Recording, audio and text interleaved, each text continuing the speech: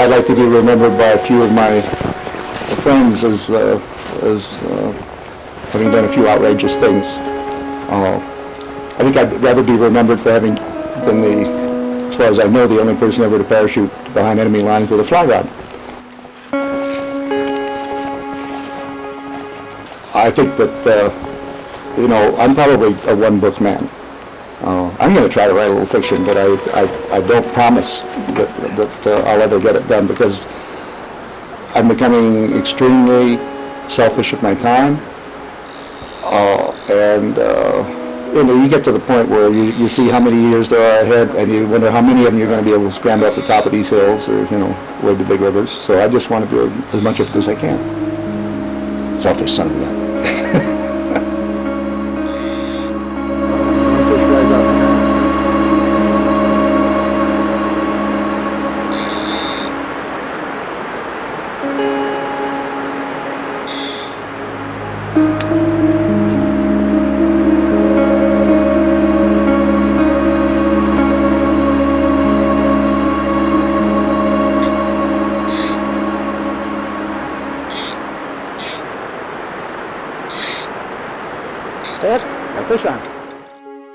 Jack, the Hemingways both have books out. Your father's Garden of Eden and your Misadventures book. The Garden of Eden, I think, is selling a little better. It's number 6 on the fiction bestseller list now. And how's your book doing? I don't know. There's a magic number. I think it's something like 50,000. That there have to be sales of 50,000 before it's gone on the bestseller list. And I'm not sure the first printing was 50,000. I know that the Garden of Eden got immediately into that because of the Book of the Month Club. So that you're sort of over the threshold at that point. Nobody's considering me having stepped into the ring with my old man. The other thing is that I share in how well the other does, so I'm very glad to see it doing well. So comparison between your book and your father's book? It would be odious. No, essentially, I think it's very valuable for somebody like me to be able to have my book come out at the same time. It's totally unplanned, I think, either from Scribner's point of view or from my publisher, Taylor, point of view. I think, however, that from my point of view, the Merrill Lynch effect is a possibility. When Merrill Lynch is looking for a location for a new office, they pick a site either next to or across the street from an already successful one, and those are the best sites. So I think that having it come out at the same time as the Garden of Eden can't hurt. Now, do you have any idea when your book may go paperback? Yeah, it'll be next May. And I have no idea what strategies, I'm looking for the others.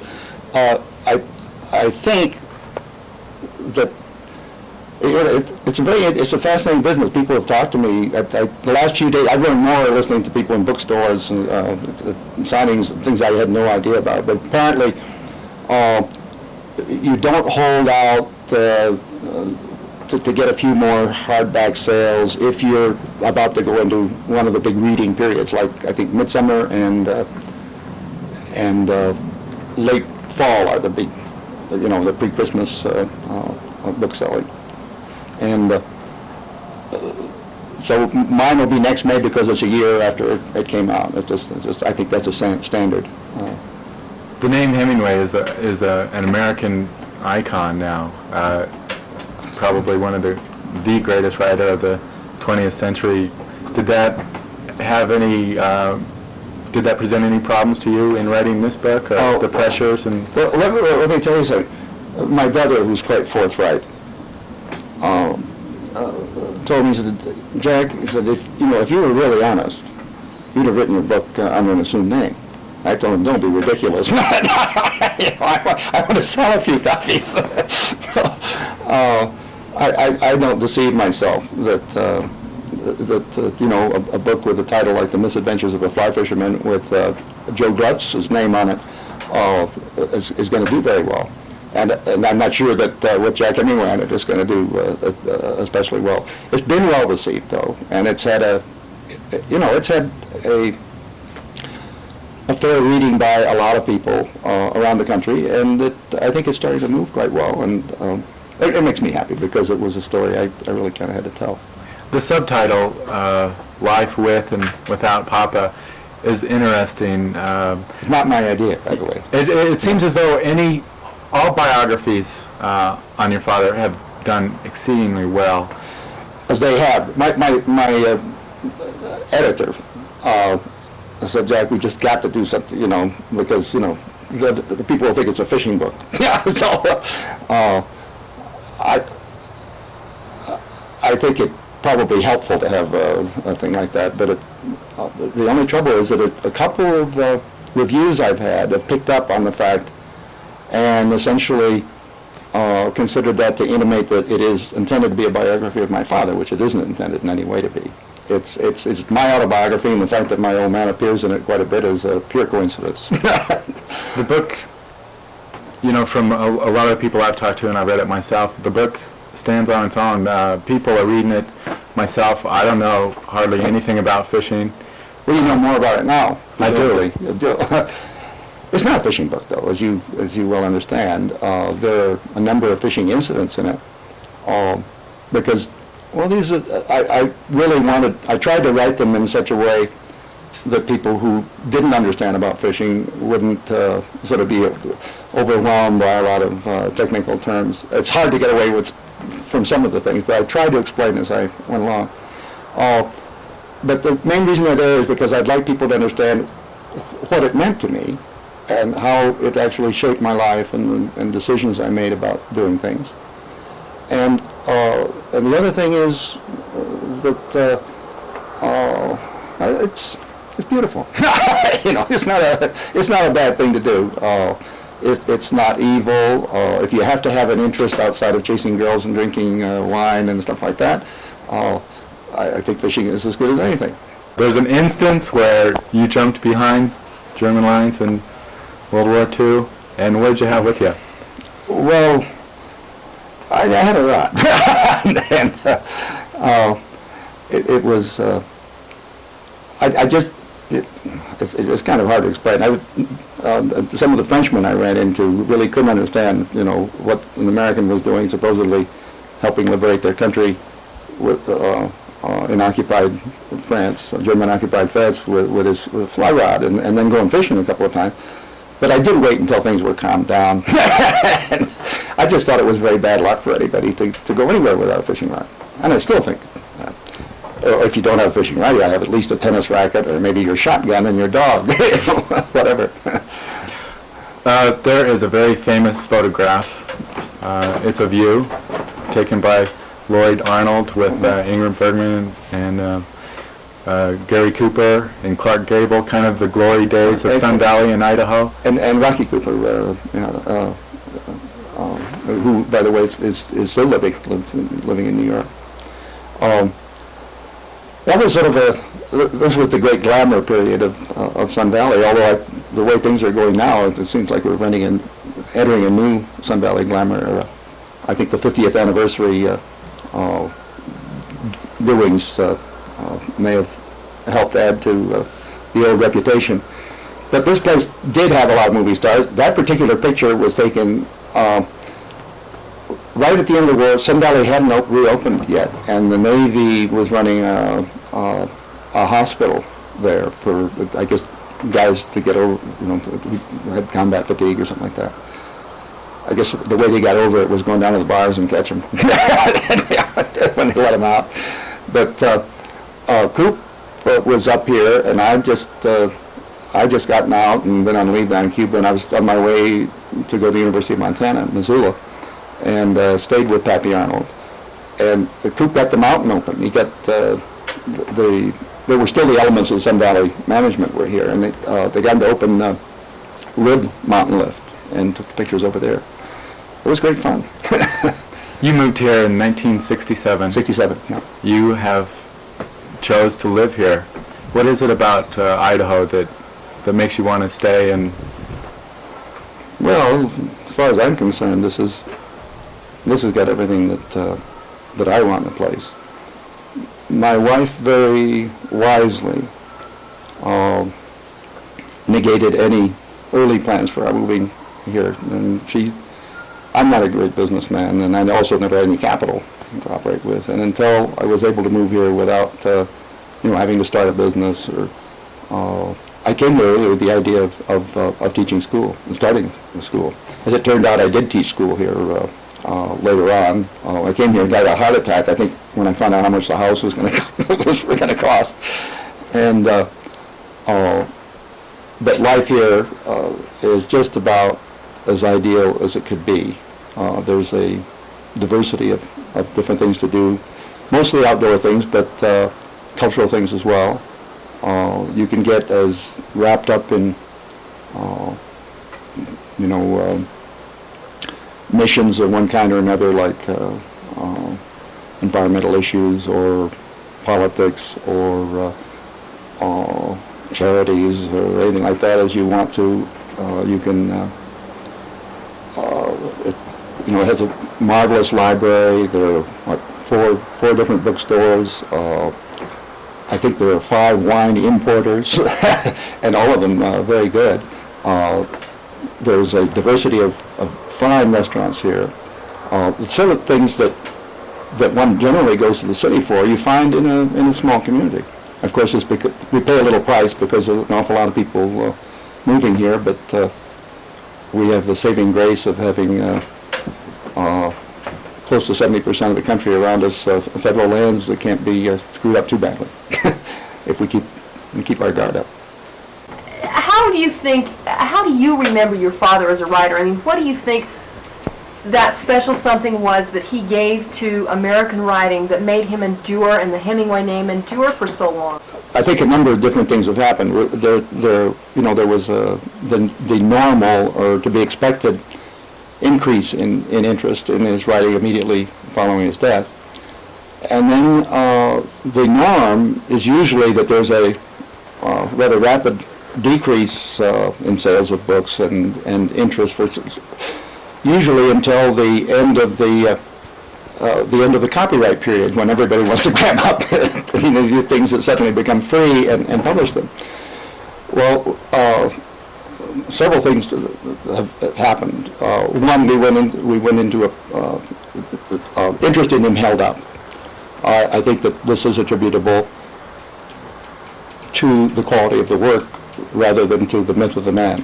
The myth of the man rather worked against him for certainly for the 60s and into the 70s, when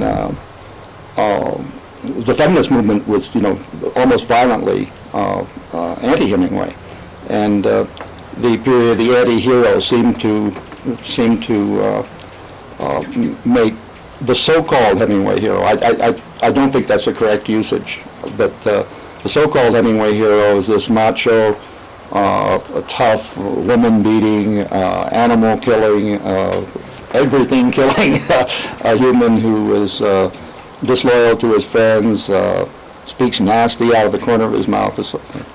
And I think that that image of my father, and it was an image that was truer than not in his latter years, overwhelmed his literary reputation. And a lot of people didn't read Hemingway, but assumed that a Hemingway character was a person who did these things. He's been reread with a new interest in recent years. I think part of it's attributable to the centralization of Hemingway scholarly studies at the Kennedy Library in Boston, and the fact that a lot of new scholarship material has been made available. The change in attitude, where it seems to be all right to be manly again. That doesn't mean nasty, but The other thing is that the feminists are actually coming around to to actually rereading Hemingway and seeing that he treated the female characters with extraordinary respect and delicacy. Some of them may not have been as highly developed as they should have been, but certainly in the Garden of Eden,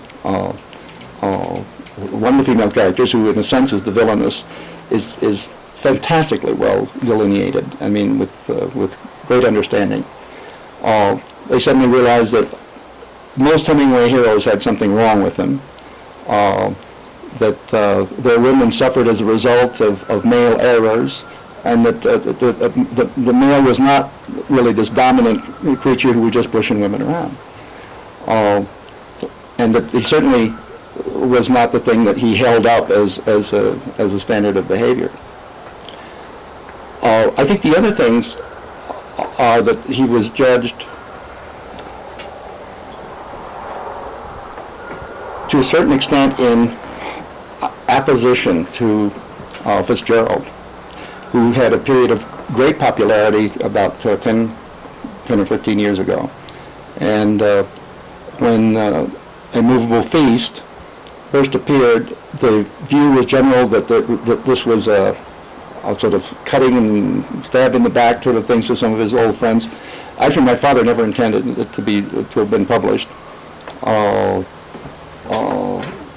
And I don't think he would have published it. I don't think he would have published Islands in the Stream, certainly not in the form that it was published. I don't think that The Garden of Eden was intended to be published as it was. But I do think that since there are a lot of people who like to read his things, that as long as they read these things and realize that they were edited by somebody else who did as good a job as they were capable of doing, and I thought that this fellow Tom Jenks in The Garden of Eden did an extraordinarily good job. He may have taken a secondary story from a major novel and made it into a novel, but he didn't create anything. What he did was just cull things away from it. The rest of it apparently was really suffered from some of the things that were happening to my father in his last years, the inability to concentrate, to stay on the line, and but when he was writing, even in the early days, he himself did that culling, but he hadn't been able to bring himself to do it. You were easily recognizable and in Islands in the Stream, I thought. My brothers and I all thought we were extremely recognizable in Islands in the Stream. We all thought it was a great book until we came to the part where each one of us individually was knocked off. And then we thought, Jesus, a lousy book. I think, though, that the best part of the book was the first segment. The second segment, I thought, was overdone. I mean, it was a mood piece. It certainly didn't fit well in between that and the sort of the exciting story that followed. Unfortunately, the last story isn't all that bad, but most people will remember what was written in a movie script, which they did something entirely different and killed it. I think what happened was that somebody made a movie stealing the story of the submarine chase, and it came out in a film about a year before Islands in the Stream did, and then they were embarrassed to bring out essentially the same story in a segment of their film. I just thought it was very bad luck for anybody to go anywhere without a fishing rod, and I still think I think fishing is as good as anything. It's beautiful. It's not a bad thing to do. Did you lose it? It's not evil. If you have to have an interest outside of chasing girls and drinking wine and stuff like that. I only did it because of you.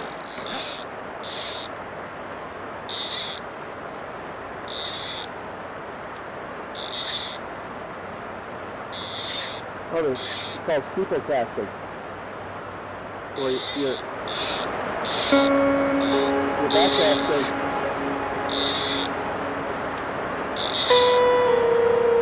Too many people are learning to do this anyway. What we need is fewer fishermen.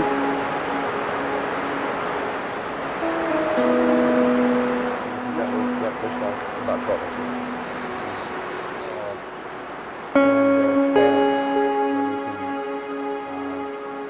Become